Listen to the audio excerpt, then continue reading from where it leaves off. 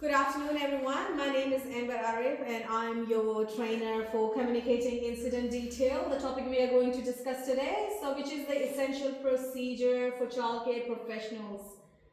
Our comprehensive 30-minute training session or incident reporting, documentation, and compliance in childcare settings. So before we continue with this session, first I would like to do the acknowledgement of country. We acknowledge the Aboriginal people as the traditional owners of this land, and we pay our respect to elders past and present. So let's go through with some classroom rules before we head into the training. So please respect each other's, listen when somebody is speaking, and treat everyone with kindness. Follow instructions, pay attention to the directions from the trainer or teacher the first time. Keep the classroom clean and safe. Take care of the equipment, materials, and your learning space. Participate positively, engage in discussion, ask questions, and support your classmates.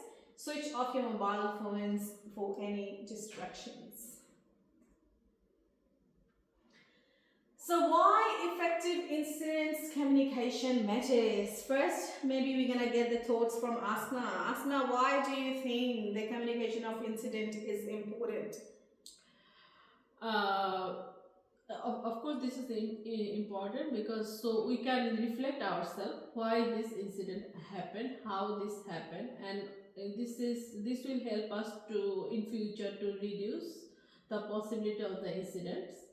And it's also related with children because their well-being also related, because if any of the incident happen, it's affect them a lot. So whenever some incident happen, it's we always know that no, we have to separate all those children, we have to discuss with the children why this happened. We have to always communicate with children so they can understand also that how they can prevent the incident in future.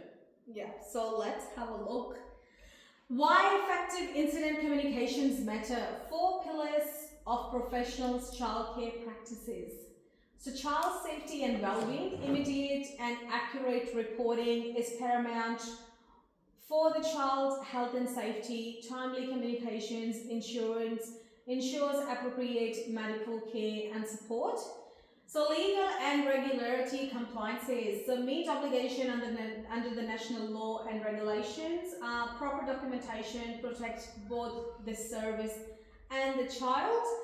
Maintaining family trust. Transparent and timely communication builds confidence with families and demonstrates professionals' accountability and care. Continuous improvement, incident data, as Asma was explaining us before, that incident data inform risk assessment and future prevention strategies. Learning from the incident is strengths, service, and quality. So we can reflect back, and then we can come to the ground, like what went well, why this has happened, how we can make our practices better. Accurately reporting incident to all the relevant parties, for example, emergency services, management, parents, and regulators. The second step is complete all required documentation correctly and comprehensively. And number 3 is maintain strict privacy and confidentiality in all the communication. So keep maintaining the parties' their personal information. So when we talk about the accurately conveying details for emergency service, the first 5 minutes are critical. So please stay calm and provide clear information. Your first 5 minutes are really important. So the 4Ws framework. So when we talk about the 4Ws framework, so what 4Ws are stand for? So who? Your detail. What's your name? What is your role? And the child age and the condition. So when you call the emergency service, you need to say, hey, my name is Amber and I'm the educator in Cool Kids Childcare Center in Raeburn Hall. I was working in the toddler room, the age in between 2 and 3, and the child is unconscious in front of me, lying on the ground. So what? The incident and the nature of incident. fall, allergic reaction, and choking. So when you call them, you need to tell them what exactly happened. Where, the location, exact address and location, where the emergency services needs to come, within the center, outdoor or sandpit. You need to let them know the location of the incident. Whether the incident happened like inside the room, whether the incident happened like outside of the room, what location of the center that incident happened. So when the precise time of the incident is occurred. So when you call them, just make sure you tell them that incident happened such and such time and the location as well, and what kind of incident it was. So key step, assess and stabilize, ensure the child is safe and administer first aid as needed. Call 000 only when immediate medical attention is required. Provide information, use the 4Ws framework, clearly and calm. Follow instructions, remain on the line until the operator advises otherwise. Documentation, note the time you called and the details provided. So after giving the details, please don't hang up the phone. Sometimes the emergency services, they tell you the step, the necessary step you need to be taken. So make sure you remain on the phone until the emergency services, they say you don't need any more instruction, or they say the help is already arrived to the center. In that situation, you can hang up the phone. Reporting details to the management and colleagues. Please don't deal with the situation on your own. If there is an emergency situation, please call for help. Immediate notification, inform the nominated supervisor or the person in charge immediately after ensuring the child's safety and contacting emergency services if required. So please call for help. Verbal report, provide a brief, factual and objective verbal account of the incident, includes what happened, when, where, and any immediate action being taken by you. Staff involvement, identify all staff present at the time, identify all witness, staff and non-staff. It could be your chef, it could be your gardener, it could be a parent who's been dropping or picking up their child. It could be a person who is doing the excursion or who's been doing the incursion in your services. So anyone can be the witness. Ensure continuity of care of the other children. Please make sure while you're dealing with the emergency situation, there's other educators, they're looking after the other children.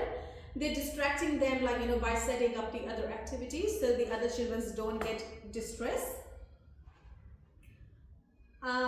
Procedure review. Know your center's specific incident management policy, including who is responsible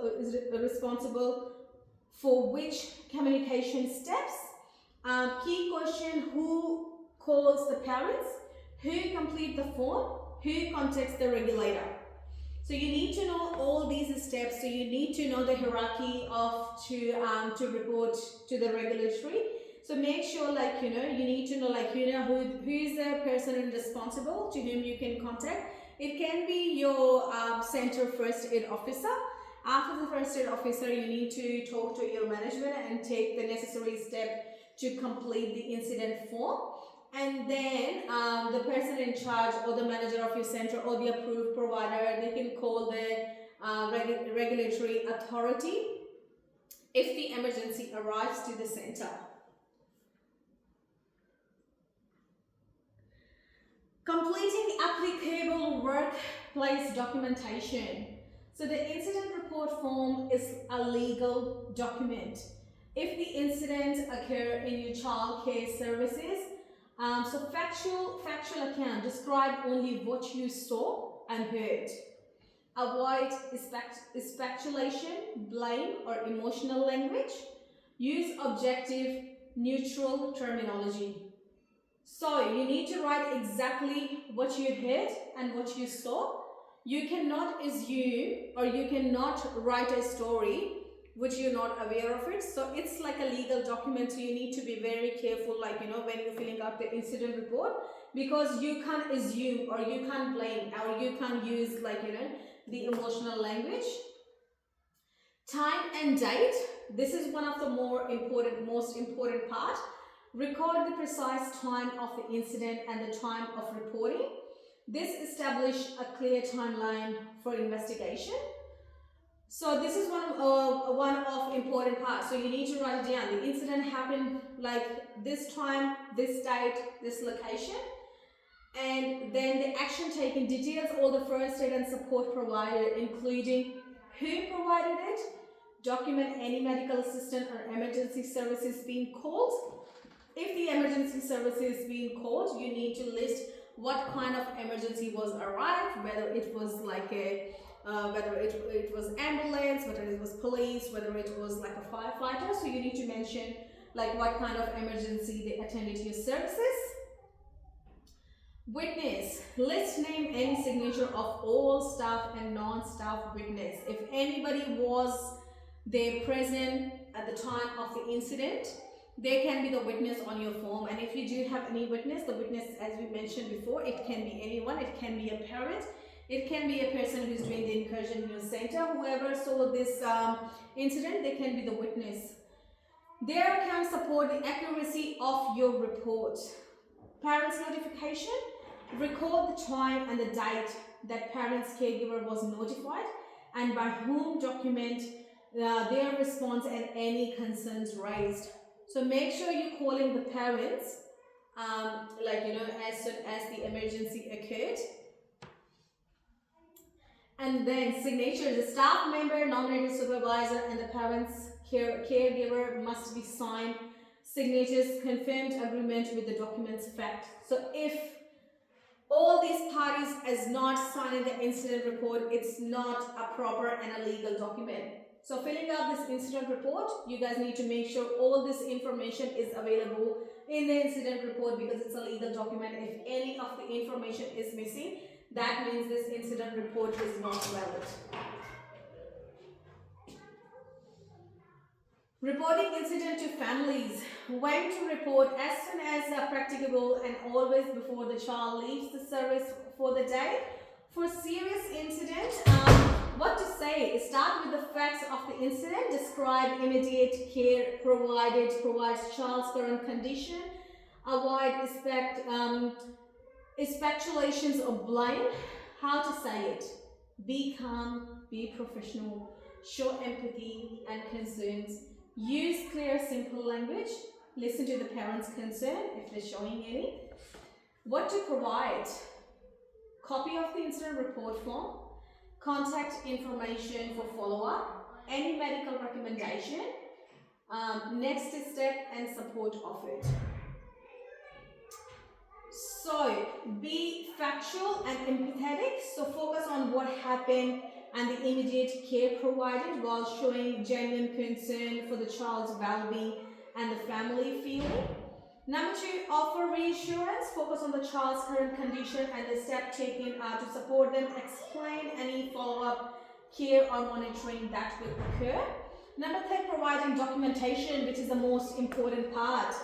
Parents' caregiver must be offered a copy of the completed incident form. This demonstrates transparency and professionalism. Last but not least, plan follow-up. Determine if a follow-up call or check is necessary. Document any agreed follow-up action in the incident report. So reporting serious incident to the regulatory authority. So mandatory notification, you need to report to the department, the regulatory authority, within 24 hours for any serious incident. So you need to report them within 24 hours. What is a serious incident? So when we call the serious incident, it could be the death of the child. The most serious incidents requiring immediate notification. Emergency services attendance or hospitalization, any incidents requiring ambulance or hospital treatment. So if you send the child to the hospital of any emergency services arrive in the center, you need to let the department know. Missing child, if the child's been removed in contravention of regulation or mistakenly locked in or out of the service.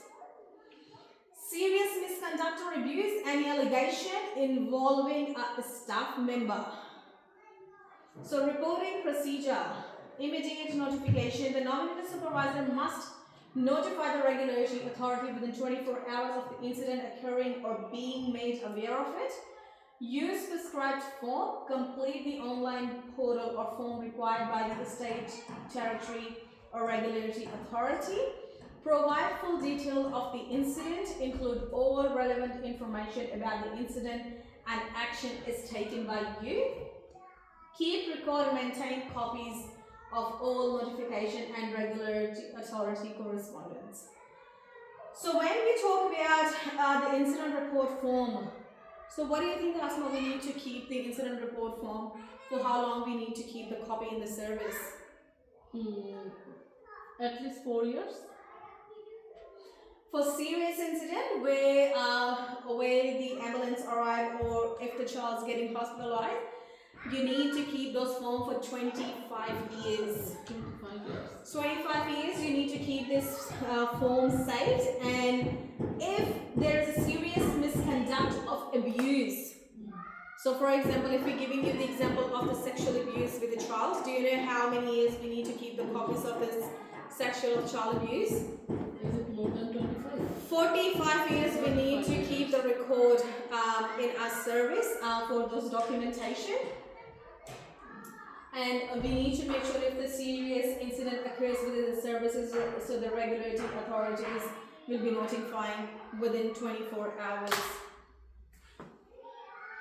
Maintaining privacy and confidentiality. In the line with statutory or organizational policy, need to know basis. Information should only be shared with those directly involved in the child care. Investigation or mandatory reporting, limited access to essential personnel only. Secure storage, so incident report and related documentation must be stored securely in a locked cabinet or password protected digital file in line with privacy legislation. And anonymity in discussion. When discussing incident for training or risk assessment, ensure the child and the family cannot be identified. Use case number or generic description. Staff training. Regularly train the staff on privacy policy and their legal obligation under the Privacy Act 1988 and relevant state and territory legislation. So practical application, only the nominated supervisor and the relevant staff access the report. Report should be locked in the cabinet and encrypted digital folder. A staff meeting discuss a child had a fall, not Emma had a fall. So you can just discuss the incident report as anonymous. Annual privacy and confidential training for all the staff members. So we need to make sure the children knows the policy procedure, like in the privacy of the children and their families. Statutory compliance. All privacy practices must comply with the Privacy Act 1988 and relevant state territory privacy legislation. Non-compliance can result in regulatory sanction and loss of accreditation. So you need to make sure you're taking like a proper steps to protect everyone. Incident communication and the food safety program. Integrating all relevant policies for comprehensive incident management. So severe allergic reactions, what happened, anaphylaxis or severe allergic reaction to food, peanuts, shellfish or dairy. Immediate actions, administer EpiPen available, call 000 immediately, notify parents and caregiver. Communication, serious incident requiring regulatory authority notification within 24 hours. Food poisoning contamination, what happened? Suspect foodborne illness on contaminating food, incidents, molds, foreign object. Immediate action, what you can do, isolate the contaminating food, document the incident, notify parents or caregiver, communication may require notification to the local health authority and the regulatory authority. Documentation and integration. Cross-reference incident report must reference the child medical management plan and food allergies. Food safety procedure. Note food safety procedure. Follow, document any breach. Link to food safety policy. Follow-up. Review food safety procedure to prevent reoccurrence. So key integration point of incident communication and food safety programs are: medical management plan. All food allergies and the dietary requirement must be documented and accessible during incident response. Regulatory compliance. Food safety incidents may trigger additional reporting requirement to the health authority beyond the regulatory authority. Emergency procedure. Food related emergencies follow the same 000 and parents notify protocol other than the serious incident. Risk assessment. Food related incident inform both food safety review and broader risk management strategies as well. So the key takeaways are factual, timely and complaint approach. The following table summarize the critical step of the incident communication, ensuring all the relevant parties are notified promptly and appropriately. So recipients, so it could be emergency services. When you notify them, so as soon as the emergency occurs and you think you need for help, so you just call the 000 straight away. Call 000 only when immediate medical attention is needed. Provide the 4 W's: who, what, where and when. Remain on the line and follow the operator instructions. Immediately after management. So when you're going to inform the management, immediately after child is safe, inform nominated supervisor or person in charge. Provide factual, objective, verbal account. Identify all the staff member and the witness who is present on their situation. Parents and caregiver as soon as practicable before child leaves for the day. Provide factual account with empathy and reassurance. Offer a copy of the incident report form. Determine if follow-up calls is necessary. Regulatory authorities within 24 hours for the serious incident. So the serious incident we talked about, it could be the death of the child, or if you lost the child, of the child's being locked out inside the service or outside of the service. So the key action of this, you need to let the nominated supervisor complete the prescribed online form, including all the relevant incident details and action taken. Keep copies of all notification and correspondence. Now, documentation immediately after the incidents, before we forget or before it's blur out from our mind. So we need to complete the incident report form with all the essential elements. Obtain signature from staff, supervisor and parent. If any of these signatures are missing, so that means your incident report form is incomplete and you cannot use this as a legal document. It's stored securely in locked cabinet or encrypted file. Remember, accuracy and timeliness. Factual, objective document completed promptly protects the child, the service and all the staff who are involved. You also need to remember the confidentiality. All incident information must be handled on a need-to-know basis and stored securely in compliance and with the primary legislation. So this is a responsibility as an educator to keep the children safe and keep the family information and the privacy safe as well. So you cannot disclose with anyone outside of the service. Is there anything you would like to know, Asma, in regards to that particular incident reporting? Yes, but I have a question. Now I know that for the day we have to keep the document 25 years.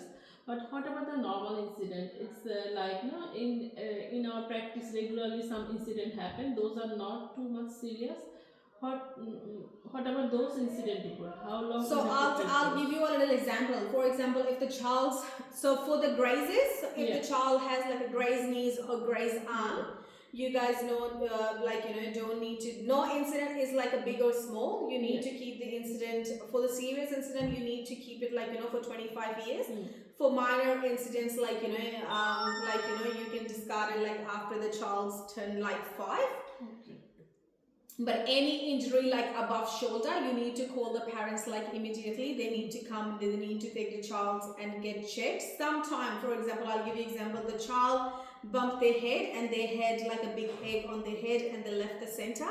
When the child's turned 18 and he was showing some symptoms and stuff, and the doctor asked the parents, is there anything happened while the child was little or in your care or in childcare?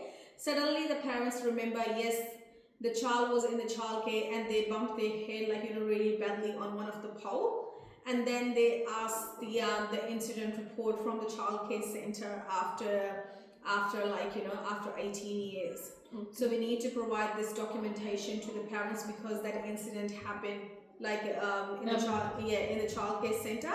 So that's the only thing the parents can thought while they were in the care of the childcare services. Yes, this serious incident happened on that time.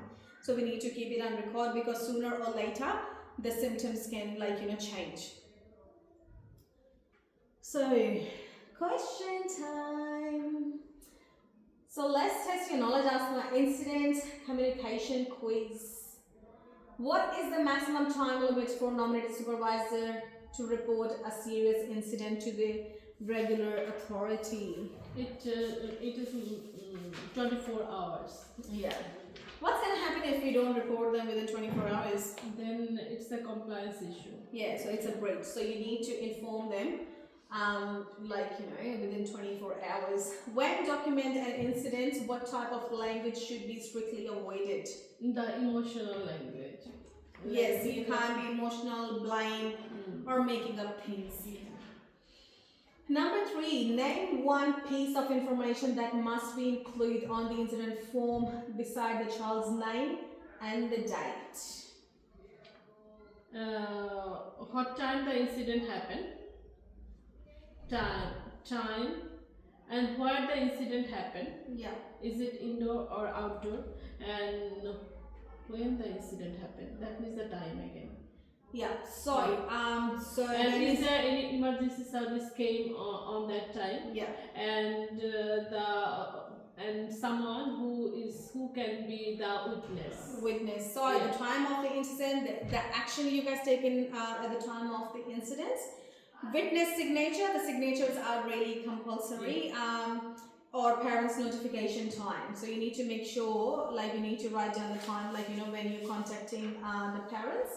What is the key principle that dedicates who can assess a child incident report? Only the center's management and the parents and the emergency service. Yeah. Who come there. Yeah. Only those people. Yeah. So investigation and the mandatory reporting. So only the service and the regulatory authority can access those documents. If the child has a severe allergic reaction, anaphylaxis, which 2 external parties besides parents might need to be notified? Who you need to notify? It should be the doctor or the emergency service who came in the center, those, and the department also, if they ask. Yeah. So the 2 regulatory authority when we talk about, so it's the emergency service because that was like a severe a severe anaphylaxis attack, and then we need to notify the regulatory authority within 24 hours. So let's have a look. There's a sample of the incident report. So is a date, then the child's name, time of the day, attending teachers who is writing the report, type of injury, whether it's minor or severe, place of injury, what part of the body the injury occurs, so you need to circle that. What happened, so you need to write the description, so whatever had happened, So you need to just write as it is. How it was treated. So whether you give the child a cold compress or whatever the first aid step you have taken, you need to list those. Teacher special note, any follow-up or anything like that. So you need to contact the parents and guardian whenever it's practicable. Then your signature is director's signature, and you need to get the witness signature and plus the parent signature, and provide them a copy of the incident for their record as well. Take your time to answer each question thoughtfully. Okay. So conclusion, thank you for your commitment to safety, compliances and professional excellence in childcare. Effective incident communication protects children, builds family trust and strengthens your service quality and accountability. Remember, the incident reporting is not just a regulatory requirement, it is a fundamental responsibility to the children and families in your care. So what I would like to do, the next step, review policies, familiarize yourself with your center's specific incident management and privacy policy. Annual training, participate in regular refresher training or incident reporting and privacy compliances. Team discussion, discuss the training with colleagues, any clarity, role and responsibility. Please ask question, there's no right or wrong question, so please ask question. Consult with your nominated supervisor or management if you have any question about the procedure. Thank you so much, Asma. Okay. So is there anything you would like me to go through again, or is everything clear to you? Yes, Amba, thanks for your the training. It's very clear and it's very informative. Thank So you I hope it much. will help you in future, like Yes, when you yeah. write the incident report, and now you know, like how This to is the properly compliance, fill it. yeah. Yeah, so it's like a very sensitive Yeah. documents. We need to keep it in mind to keep ourselves, our service, and the families and the children safe. So thank you so much for your Yeah. time today. Yeah, thanks, Amba. Thanks. Bye. Bye.